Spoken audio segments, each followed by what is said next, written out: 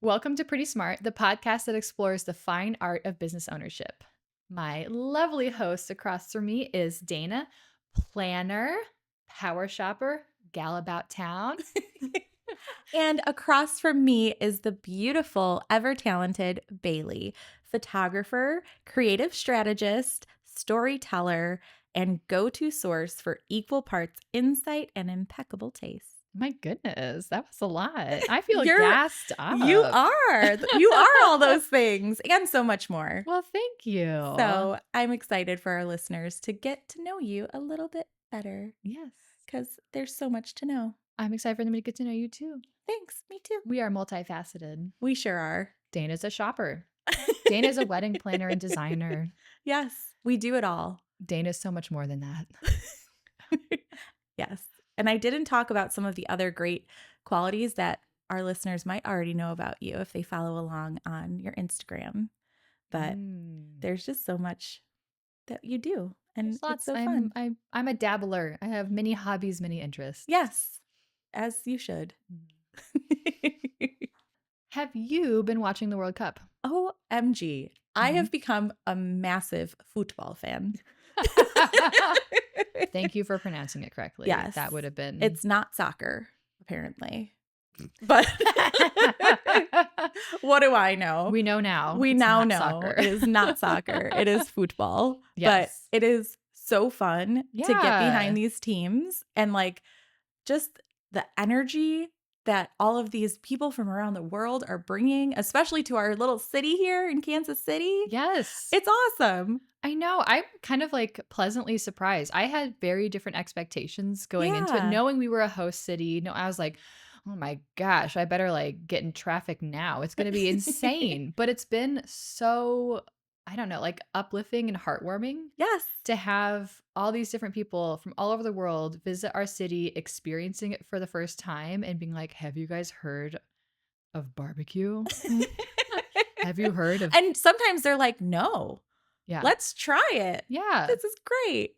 Or they're like, have you heard of ranch dressing? The ranch stuff is killing The me. ranch content on TSA is absolutely Amazing. hilarious. Amazing. And I really hope that they get some of that over in Europe. Yeah. Like Hidden Valley, this is your shot. This is your chance Yes. to expand your market. It sure is. Mhm. How was the energy with the game that you went to? Oh, it was great. So we saw Ecuador versus Curacao. And Amazing. it was at Kansas City Stadium, not Arrowhead. and it was wild it was like a weird situation where I felt simultaneously like I know I'm in my hometown, I know I'm somewhere I've been before, but because we were such the minority and there was such a huge showing from both of those countries, I felt also like I was in a foreign Mhm. country, in a foreign place, but also Mhm. like had that grounding of like, no, I'm home. I'm 20 minutes from home. So it was like a very strange Were there lots of experience. languages around? Yes, I love yes. that. And thankfully I speak Spanish, so I could like Oh, that's cool. understand Yeah. what a lot. And so that was fun because the group we were with, I could translate and be like, this is why everyone's laughing. Yeah. It's about Or this us, is like the right? chants that they're, saying and things like that. But the energy they brought was like if you ever go to a Chiefs game at Arrowhead, Mhm. I mean, people are like energized before the match, but they're just walking in. Right. Right. But when people were walking in, even waiting in line, because the security lines, there's two, the security lines were, I think we spent like 40 minutes getting through security, which was actually not bad, all things considered. With all the people. Yeah. With all the people. Everyone was just chanting and singing the whole time. So the energy was just so high, like I've never seen there before. And then they had this great like fan activation area with all these different brands that had stuff. And it was really cool. Have you guys ever attended a football game in Europe? Yes. What do you that think? was also interesting. Yeah. So we attended, I've attended one actually in Ecuador. Okay. But it was like a really minor, like small, like off-season league, nothing like Mhm. nothing at this scale. And then we attended a Euro Cup final in Oh, Madrid. wow. And it was Athletic Madrid versus Manchester United. And That's like a hot ticket, right? it was a hot ticket, and it was a electric environment. Mhm. They literally netted off the away team's section, like from floor to ceiling. They looked like little caged animals in there, You're like pushing against the kidding. net. It was insane. We were like, That's okay. insane. Yeah, they were at the actual definition of fanatics. That's amazing. And so it was a similar, I would say the World Cup was a similar energy to that in Mhm. terms of like the hype, Right. but it was not that chaotic, I guess. It was a good chaos. Yeah. Yeah. And this was so interesting. I was expecting to stand the entire match. Mhm. And the second the ball kicked off at the beginning of the match, this person sitting in the row behind us, we were down like in the bowl. He just starts yelling like "Senta or siéntase, siéntate, por favor," which means like sit down, please. And I was like, That's what? wild. Like, this is bold of you. And everyone in the stadium sat down. That's And incredible. I was like, wait, this is a sitting I didn't know that was match? an option I assumed we would because be on our feet the whole right, time. because I would love to do that every Yeah. time I go to a Chiefs game. Well, I actually kind of liked it because Yeah. we only stood up when the ball came close to us or Right. close to our end of the field, and we sat back down Mhm. every time. And it was kind of funny. It was just like up and we're And down. down. And we're up Yeah. and we're down. It Well, was there really was one interesting. game where people were doing the wave. There was the wave for a little bit, but that's distracting when you have the ball up, a play Mm. happening. It would immediately stop. But yes, Oh, the I wave didn't was know again that. high energy. It was a good Yes. wave. Yeah. But the commentators on TV when I was watching were like, Mhm. "We didn't know that they did the wave over here." So I was like, "The wave Oh, is universal." the wave is universal, It is, as it should be. as it should be. The more we know, we're Right. learning so much about the world. Yeah. Go sports. Yay, sports. I feel the memes, the two favorite memes I've seen are that this is like a big sleepover for the Yes. world and we should have like adult or like We should do international this more sleepovers more often. often. Yes. And the other one is the World Cup is when we get to see all of our favorite cousins that we don't see often because our parents hate each other.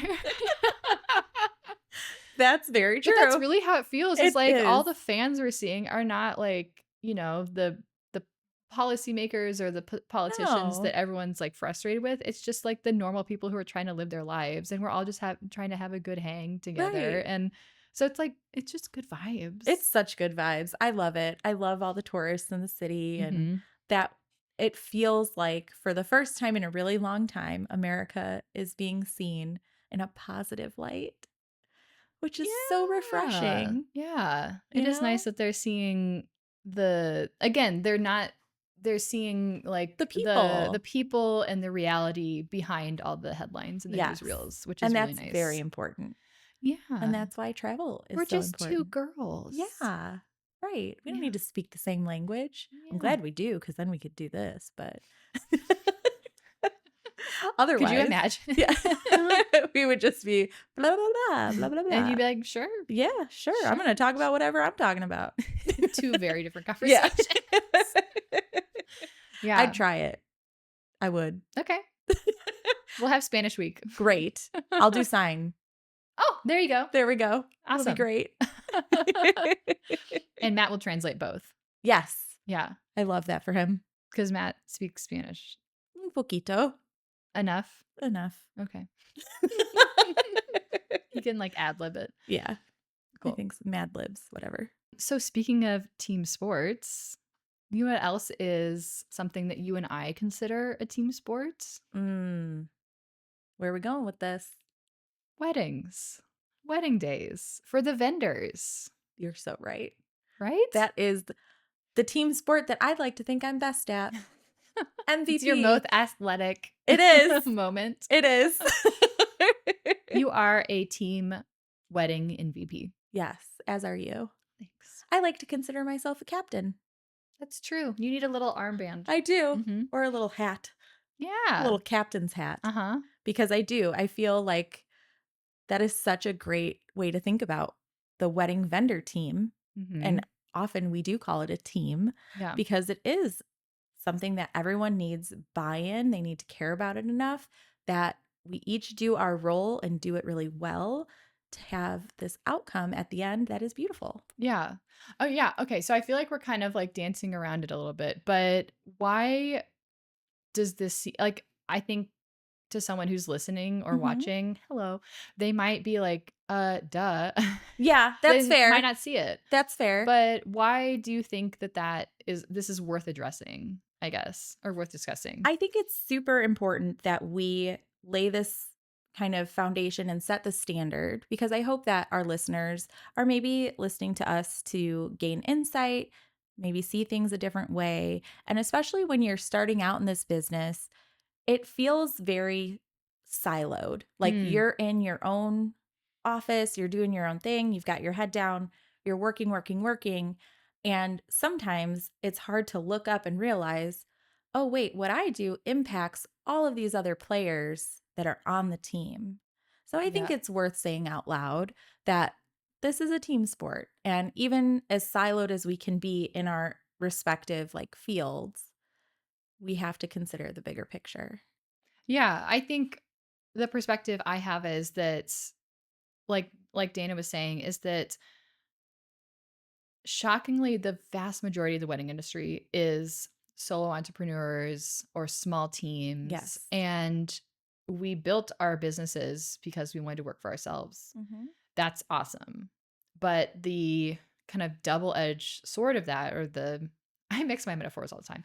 But the other side of that is that we are very independent. We have kind of our own sets of ways of working and modes of operation and things like that. And it's so important to remember that when we are coming together on wedding days, you're basically taking a dozen or so independent businesses and saying, okay, work together Right. seamlessly for the day or for the weekend or for the week. And I think that a lot of times, like, I know it took me a long time to kind of see that, and I'm in it, which is kind of surprising. But I think that it's important to remember that every vendor on the roster is a cog in the wheel, and our roles affect other people's roles.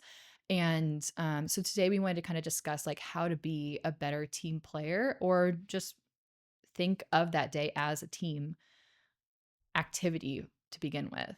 Right, because that coming together doesn't just happen. Yes. Yeah, That yeah, you're not going to just, like, show up day of and be like, "All right, right. we've got this, right?" And that is why, like for me, I stepped away from that day of planning Mhm, or month of coordination because it's just too hard to show up at the end of someone's planning journey and know all what's going on and bring it together. Because my role as the coordinator and the planner is to have a hand in every piece mhm. that's going on. So it doesn't just happen immediately. It Yeah, takes a lot of work to familiarize yourself and understand what's been selected, who's the players, how do they play, mhm, and then make it happen. yeah. That's such an interesting point is that I if we extend this metaphor Mhm. and we're just gonna hit it home today. Yeah, let's just go for it. Is that like yeah, if you are a day of coordinator or a month of coordinator, you are basically the couple has built this team Mhm. themselves. And then they're just like handing it off to you and being like, all right, manage them. And Right. you probably like don't necessarily have rapport with the team. You don't necessarily have an idea of the full vision of the day. So you're just being handed something with tons of like unspoken expectations or visions or what have you for the day and expected to deliver on something that you haven't really been a part of for much time. Mhm. That sounds very difficult. It is. I don't envy That's that. why I don't do it anymore. Yeah, it just sounds like a recipe for, unmet Disappointment. expectations. Yes, Yeah.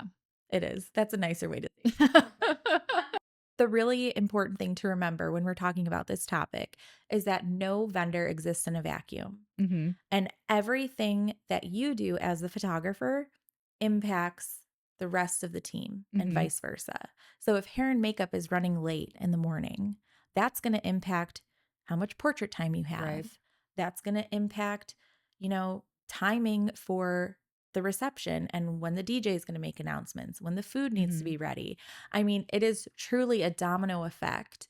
And if the florist is running late and you can't take the portraits because we're missing bouquets, or you can't do the flat lay photos because you don't have the styling blooms, like there are so many little pieces that I think get overlooked Mhm. because if it's done well, it all just happens. Right.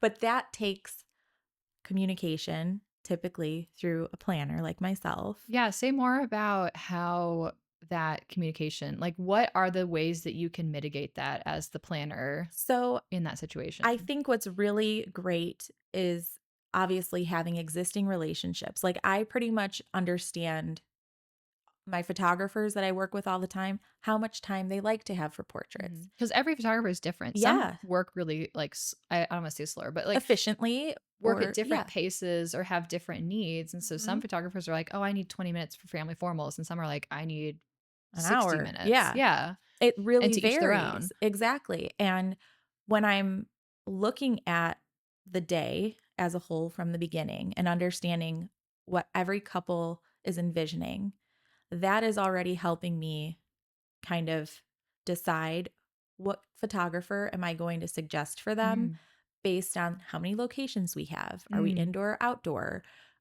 Is there a lot of moving pieces? hmm. If so, I need a photographer that has a team. You know, Right. like there are so many considerations that have to come into Or that play. can affect the budget of like, because Yes, the day is more complex or larger or there's more guests, that affects the team for photo, video, and absolutely. things like that. Or yeah, obviously that affects like the catering team and timing of Mhm. what their needs are could shift based on the guest count if they need to have things pre-plated or if, I don't know. I'm not a Yeah. caterer. I don't know your jobs. I'm sorry. But But it's like, do we preset the salads yeah. or do we serve the salads after Mhm. we do the welcome toast? Like, Right. there are just so many considerations that have to take place. And kind of back to your original question of how do those decisions get made and how do we make it seamless is this is going to sound super cliche, but it's like over communicate. Hmm. And that is What the do they say name of the about game. assuming? Exactly. Mhm. You know. Yeah, we all know. But it's true. Like you have to over communicate. Mhm. I'm a big fan of sharing the timeline. Mhm. Everyone has access to it. It's a Google Doc, it's ever changing. So I'm like, this is where we're at right now. If you see a problem, please let me know. Mhm. We can change it up, but like, this is what we're working with. Yeah, So it's like, it's hard because I know not every vendor is going to read through a 12-page timeline. right. Especially if their piece is just the Hair and morning or makeup. yeah, Yeah, I don't expect them to read through the whole timeline. right, but they need to be up on their piece of the Right. day and under making sure like, "Oh, shoot, you only scheduled 2 hours for makeup? Well, we have 6, people that are gonna be coming through our chairs. We need this amount of time." Right. And oftentimes there will be something like that with hair and makeup where it's like, I need these girls ready by noon, Mhm. but they only hired one person for hair and one person for makeup, and we have 16 people getting ready. I literally don't think that's possible. No, it's not. So it's like, then you get into the logistics of the day of like, what time do you want to wake up in the morning? Mhm. Do you want to start getting ready at 5 a.m.? I highly doubt it. I don't want you to have to start getting ready that early.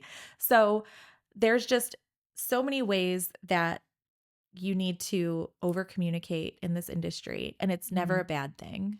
It's never a bad thing. I think that I wanna talk a little bit about, like, early in my career, I Mhm. did work with vendor teams that were not communicative, Mhm. and they were very siloed, and it was very frustrating, and it just heaped onto that frustration, and I think that it made a lot of those vendors assume, like, "Well, this is just how it is. I can't change this. This is just how it is working with other vendors," and that was really frustrating to witness because it's like, "This is so fixable if we all just collaborated a little bit more Right. and work together on sharing what we need." Like there's nothing wrong. Like everyone has their own needs and priorities on the day And as long what needs to happen is they all need to be communicated and they all need to be compromised. There's Exactly. times I compromise, Always. absolutely. Like, Yes. very rarely do I get the amount of portrait time for different things that I need.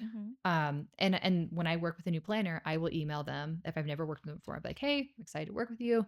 I know every wedding day is different. I know every photographer is different. These are my ideal allotments of time for different things. That And is I make so it really great and clear. proactive of you. Good. Thank you. Like, that is a dream.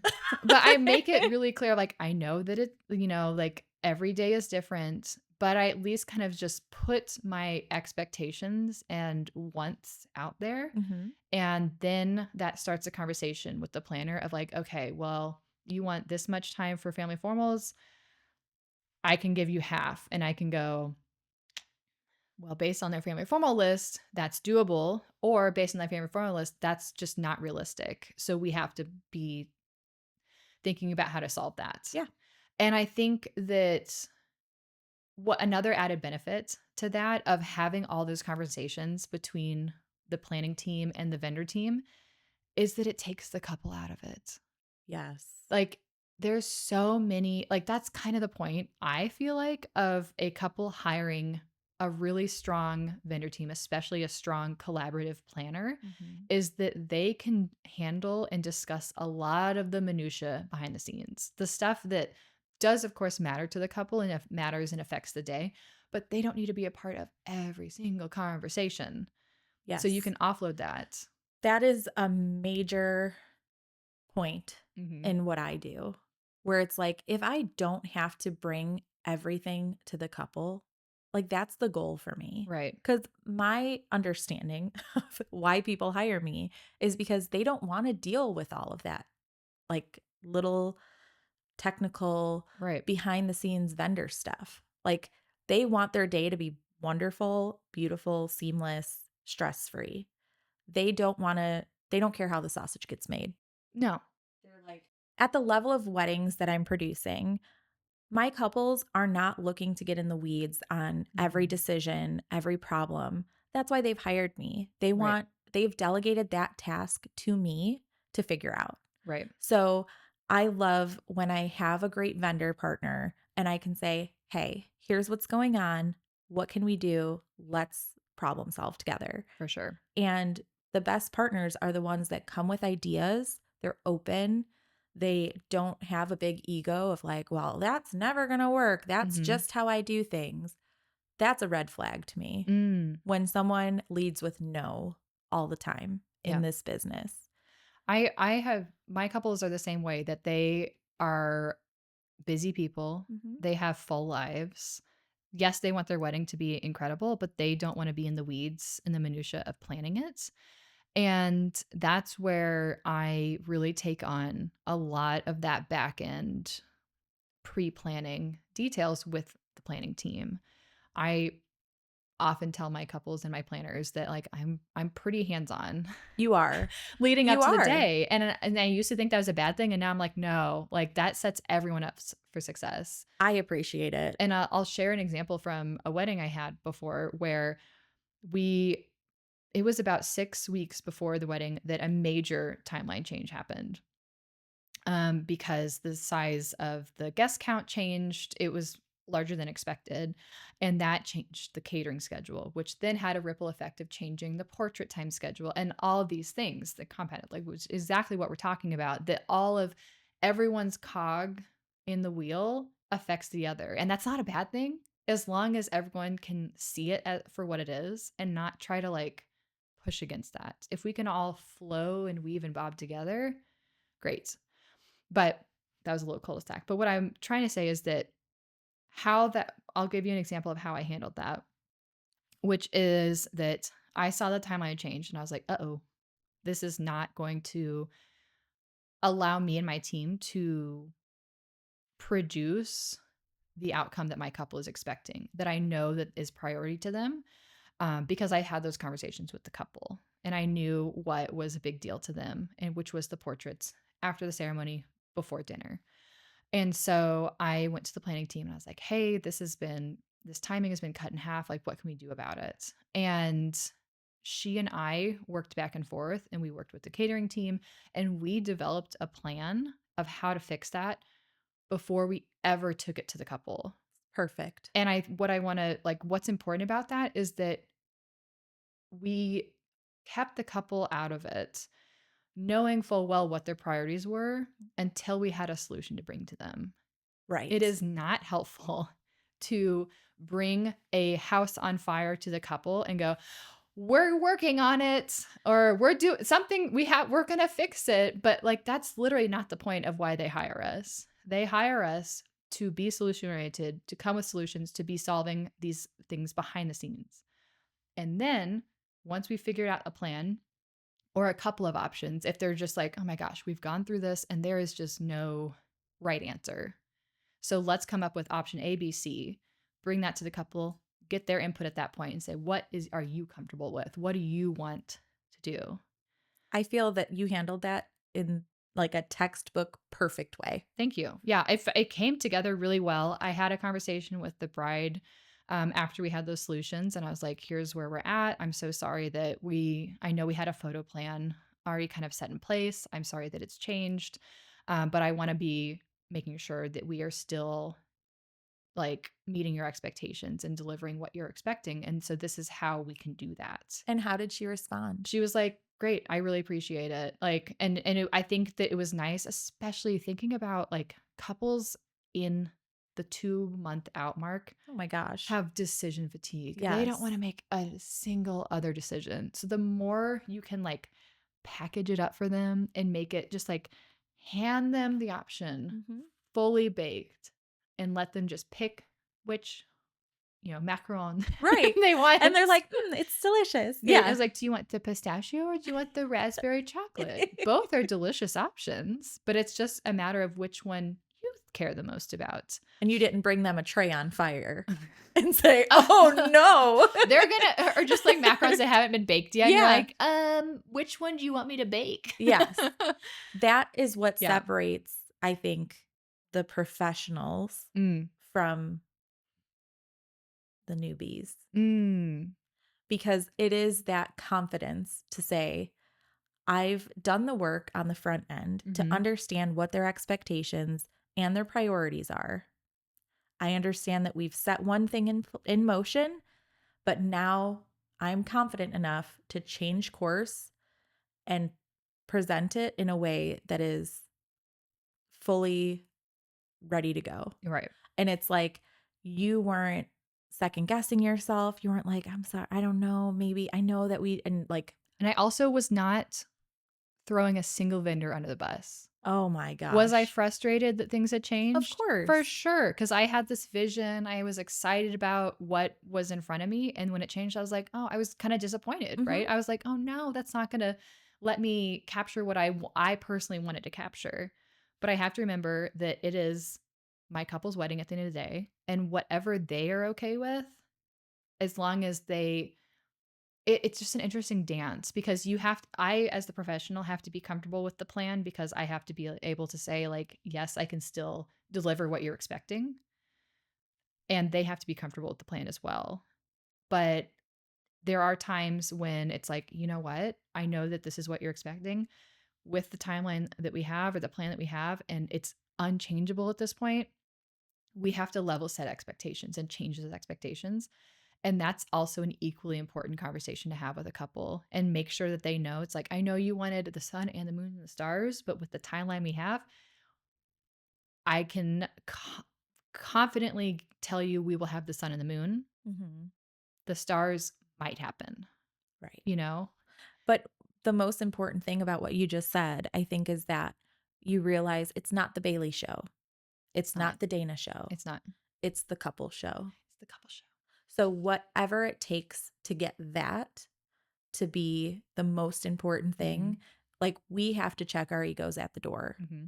And that is also something I've seen with other vendors where they feel it's all about them, they're doing their thing, and the couple is almost secondary to like their plan. Their vision, their plan. Yes. Yes. So we really need to remain flexible and we really need to be able to bend in the wind and say, okay, I see this storm is coming. Yeah.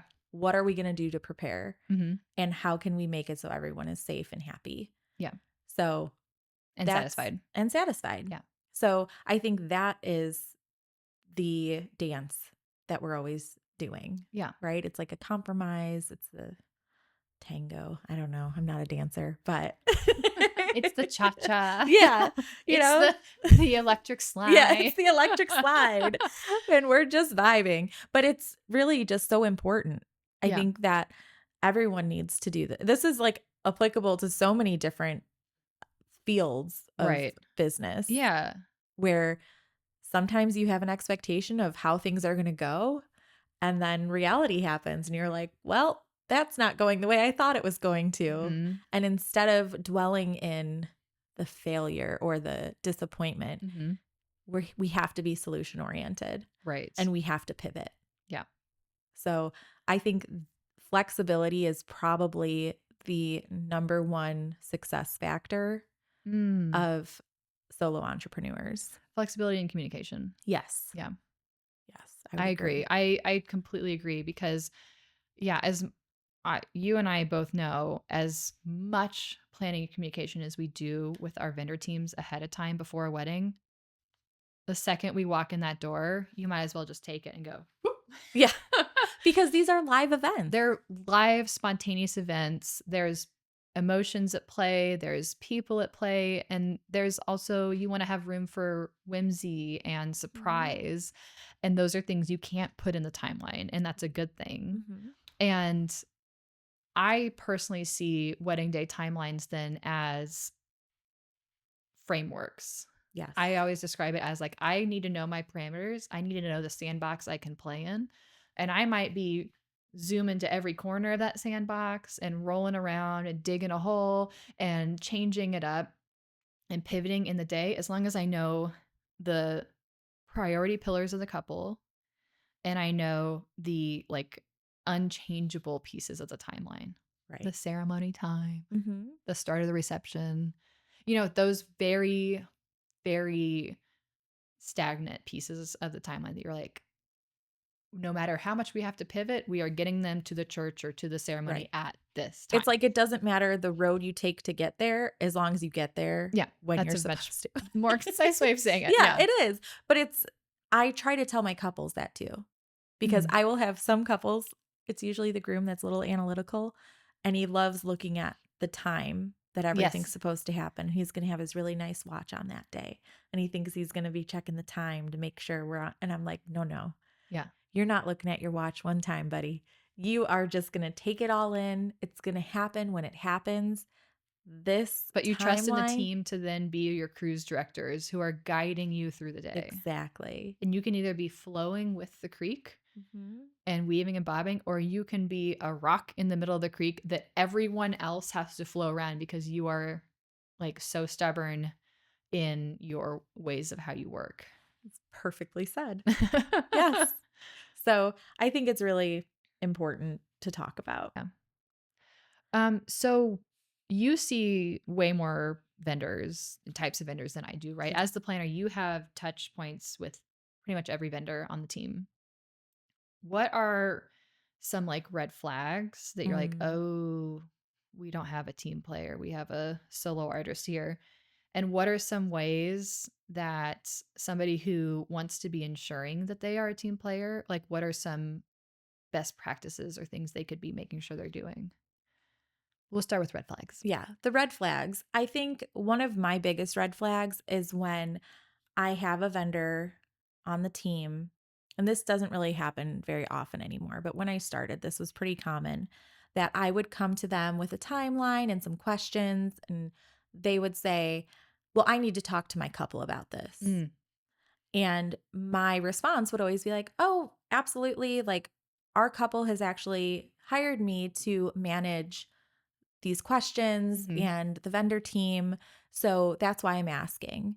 And those are the kind of people who are not trusting, which they don't need to trust me because they don't know me. I understand there's like a hesitation there if someone new is coming in, hmm but also the unwillingness to play in the sandbox. mm, is off-putting. That's a red Mhm. flag to me because again, then you're worried about, well, gosh, what else are they going to like go to the couple about? And now we're going to have to do this 2 times cuz Right. they're going to, not want to talk to me. I'm going to have to say, "Sorry couple, this vendor, this DJ you hired or whatever, I don't mean to pick on DJs, but whoever it is won't talk to me." Mhm. And then the couple has to go to them and try to Yeah. answer the questions, but then they don't get all the questions because they don't have the experience that they hired me to have. So it's like Yeah. this back and forth, and it's such a time suck of Mhm. everyone's time. Most importantly, the couple that's hiring us to make this an easier process for them. Mhm. So that I think is a huge red flag to me. And then I make note of it of like, well, that person, didn't want to even talk to me. Right. And they Wasn't willing to work together with you on the full timeline. Right. Or, and it really comes back to that like flexibility point where if we need to change something, I want a vendor partner who's like, no problem, Dana. Here's what we're going to do, Mhm. and is coming up with solutions. One of my biggest pet peeves is someone who's like, what are you going to do about it? Looks like we're done here. I mean, to give you a really, a very real example, I had a beautiful wedding. My bride suffered from anxiety. She had a horrible anxiety attack Mm. after the grand entrance, which it's a lot of eyes on you. I Yeah. totally understand. And she had hired a photographer that I'd never worked with before. And she seemed really nice, while we were in the planning process and throughout the ceremony and everything.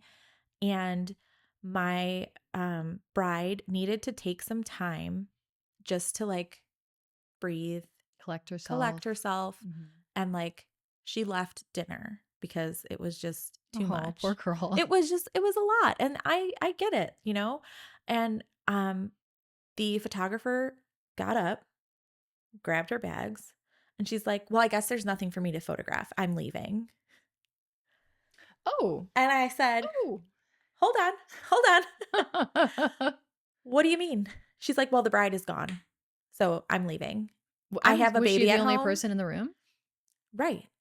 I said, "Well, you can photograph the wedding party. You can photograph the parents, The the rest of the guest? guests. Something. We haven't done speeches yet."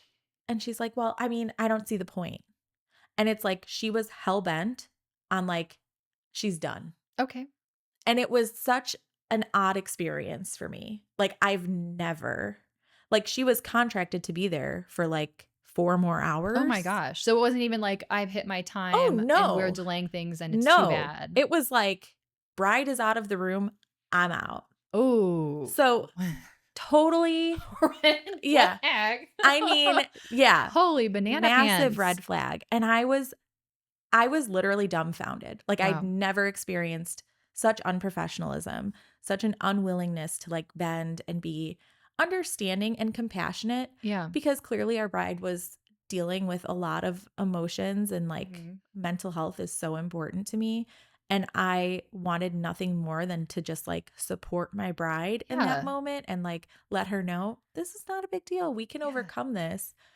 And the last thing I wanted to do is be like, but your photographer left. So thankfully, the videographer that we were working with that day was someone that I had worked with in the past, and she also does photography.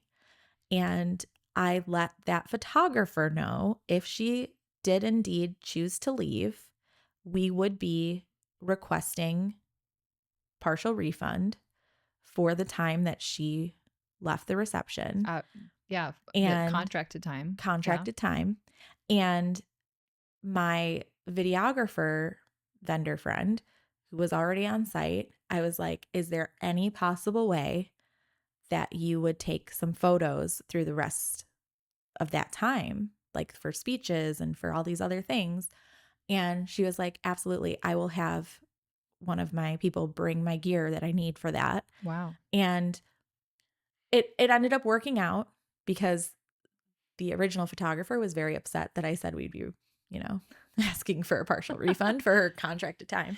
You knew Um, where to what strings to pull. yeah, but it's like will never forget that experience Yeah. because it was so unprofessional and unhelpful that I just thought, that is just not the way that I would run my business. And I doubt you're ever gonna be referring that photographer again. Never. Yeah. Never, ever. I wouldn't have her take pictures of your dog. Like, I just Well, I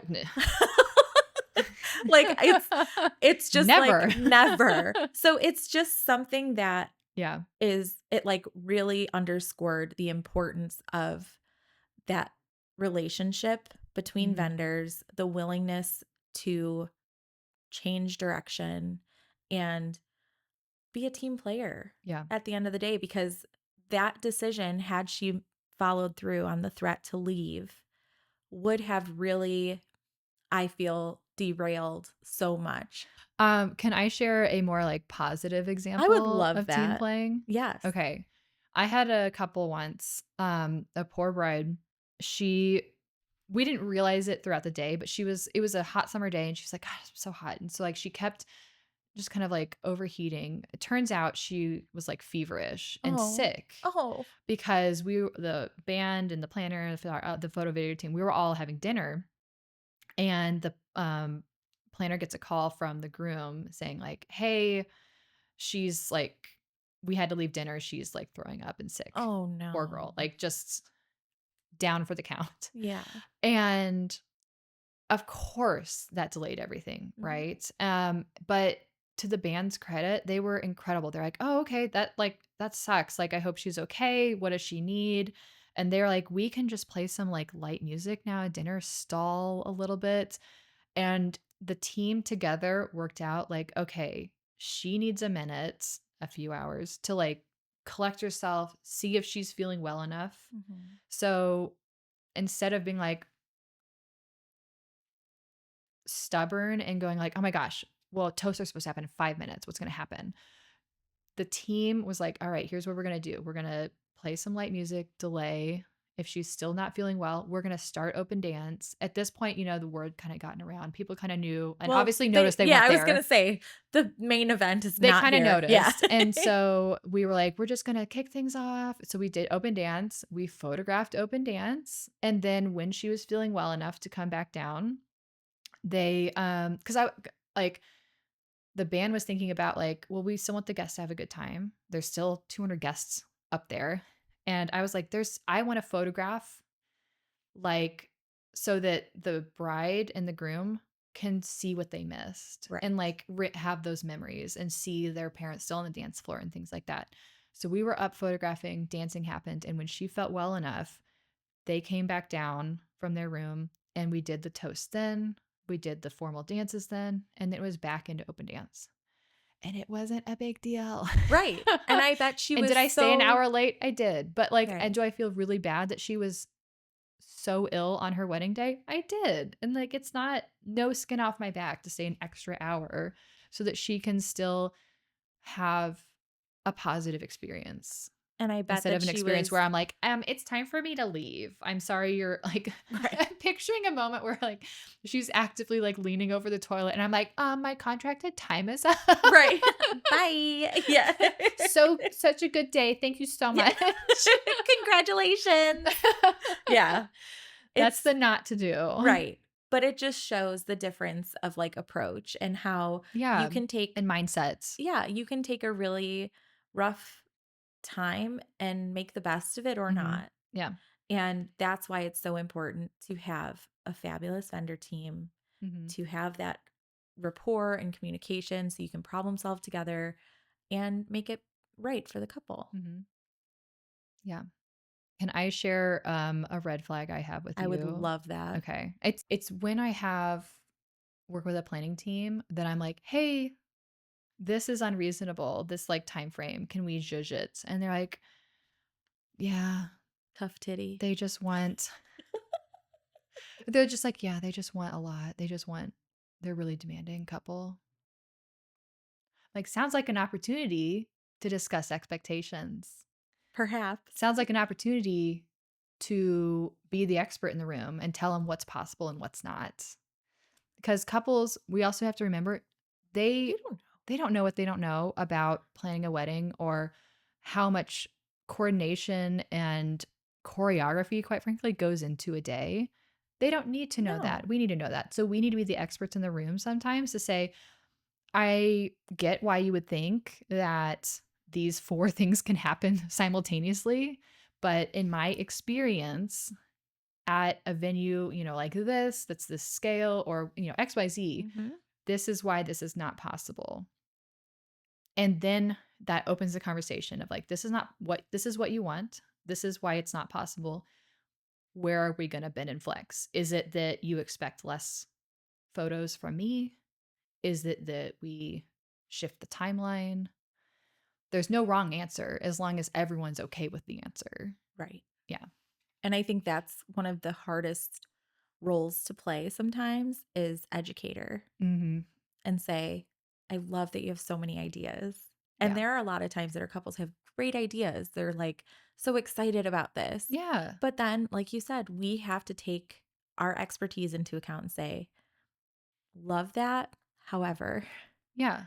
here's what I think is doable of those ideas. Do you think it's because we are in an emotional industry? We are Hmm. people pleasing, Hmm. right? We're selling high emotions, we're selling dreams a little bit. Yeah. So we don't want to yuck someone's yum and be like, that's not possible.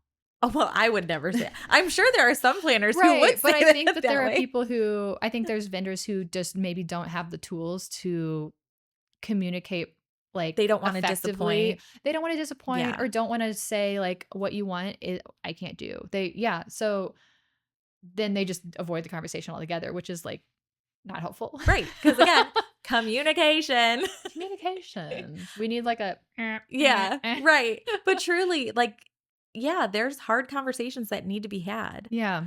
I mean, it starts with the budget conversation. Yeah, that's true. So it sucks to have to tell someone, I love those ideas. Within your budget, this is what we can do Yeah. instead of this. Yeah. So, And that opens up the conversation of like, okay, I'm willing to do this, or mhm, I'm willing to extend the budget. right. Again, no wrong answer, No, it's just up to what everyone them. is okay with. And Exactly. sometimes they have to be okay with the compromise, Mhm. not the 100% of something. Right. But that's part of the job. Yeah. And I think you also take that on when people are talking about portraits and like, we want to go to 3 different locations for portraits Hmm. and we only have an hour, but we want all of this. Yeah. And then you're like, Hmm. travel time, Yeah. In my experience, that's getting on not a a good bus, idea. getting off a bus. Like, Yeah. there's so many things that you bring to the table based Hmm. on your experience. And that's important. Hmm. Sometimes it stinks to have to be the dream dasher, but I would The much yum yucker. yeah, but I would much rather be that than not meeting expectations the day of the wedding because it Right. was never feasible in the Or first deliver the place. gallery and they're like, this isn't what I was expecting. And you knew in the back of your head the whole day that you weren't going to meet expectations, but you Right. never like got ahead of it. Oh, that makes my stomach hurt. I know. I'm like stressed about it. I don't like it. I don't like it either. So it's, again, being proactive, super communicative, Hmm. just over communicate. Over communicate. Yeah. So Yeah. that's all I got to say about that. So, what do we think about weddings as a team sport? Is it pretty or smart? I think it's very smart Yeah. and hopefully pretty too, because I only like to work with pretty vendors. I would say when it sings and it comes together, and even when you are facing a problem and pivoting, if ever you can feel the flow of everyone being like, okay, so that didn't go well. We are now behind on this. How can we fix it? Great. High five. Yep. That's when it gets really pretty and you're like, we are vibing. Yes. That's the best. Hmm. Team sports, Yeah. pretty smart. Pretty smart. Is there anything you are looking forward to in the next week? I am looking forward to going to a football match. Football. Yes. I forget which day we're Another going. team sport. You're Another going team sport. I'm Thursday. going Thursday. Yeah. So it'll be fun. Matt said I need to Very. wear something orange, but is it orange? Let's see. It's England versus Norway. Mm, Nope. nope. Norway's there. Nope. I don't know. I'm just going for the vibes. I don't know what color I'm supposed to wear. He We're asked me. Team Earth. Yes. He asked if I had something orange, but I think we're doing something today that's orange. And I was like, I don't really have anything orange, but opportunity to go shopping. How about you? Ooh, I am getting packed up to head off to a little trip. I'm gonna be gone Where are for we 2 weeks. going? I'm going to Tanzania. Wow. Totally casual. It's off season, it's summer break for me as well, so I am taking full advantage and I am off to beautiful safaris. I'm taking, of course, way too much camera equipment, but Perfect. it's going to be my creative time to just like photograph purely for me. I love that. And Mhm. you always get the best pictures when you're on Oh, vacation. thanks. It's like I love all your pictures, but it's really fun to see things like through your eyes of just stuff that you love. I find it really fun when I'm traveling. I really love documenting because it's one of those times that I'm not doing any really art directing except for Uh-huh. composition. So it is just feels more creative. Yeah. How fun. Yeah. Well, I can't wait to hear all about it.